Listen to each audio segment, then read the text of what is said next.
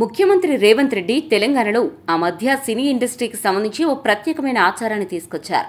ఏదైనా పెద్ద సినిమా విడుదలైనప్పుడల్లా దానికి సంబంధించిన మెయిన్ హీరో యువతకు మాదక ద్రవ్యాల వ్యతిరేక సందేశాన్ని అందించాలి. అంటే డ్రగ్స్ వంటి వాటికి దూరంగా ఉంటూ యువత మంచి మార్గంలో నడుచుకోవాలి అంటూ సదర్ హీరో ఓ వీడియో తీసి పంపాలి.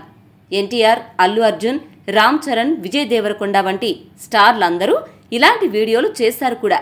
ఇది అధికారిక నియమమేమీ కాదు గాని నిర్మాతలు ప్రీమియర్ షోలు, అదనపు షోలు, అధిక టికెట్ రేట్లు వంటివి కోరుకున్నప్పుడు వాటికి అధికారులు అనుమతి ఇవ్వడానికి ముందు హీరోల వీడియో విడుదలయ్యే వరకు వేచి ఉంటారు. ఇది పరిశ్రమలోని అందరికీ తెలిసిన విషయమే. ఈ వారం ఓజీ థియేటర్స్లోకి వస్తోంది.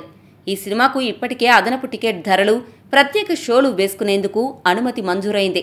కానీ ఒక విషయం మిస్ అయింది. ఓజీ హీరో పవన్ కళ్యాణ్ నుండి మాదక ద్రవ్యాల వ్యతిరేక వీడియో మాత్రం ఇంతవరకు రిలీజ్ కాలేదు. పరిస్థితి చూస్తుంటే అది వచ్చే అవకాశం కూడా కనిపించడం లేదు. పవన్ కు తెలుగు రాష్ట్రాల్లోనే కాకుండా విదేశాల్లోని తెలుగు యువతలో కూడా ఫాలోయింగ్ ఉంది. అదే ఫాలోయింగ్ అతన్ని డిప్యూటీ సీఎంగా చేయడానికి కూడా సహాయపడింది.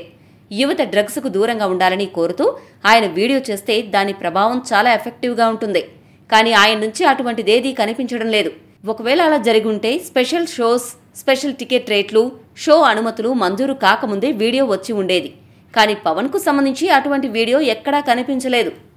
ఎప్పుడైనా ఎక్కడైనా మీ చేతిలోనే వార్తా ప్రపంచం. మీ మొబైల్లో, మీ కంప్యూటర్లో, మీ టీవీలో సాక్షి టీవీ డిజిటల్ ప్రసారాల కోసం లాగిన్ అవ్వండి. www.youtube.com/sakshi tv. సబ్స్క్రైబ్ సాక్షి టీవీ యూట్యూబ్ ఛానల్.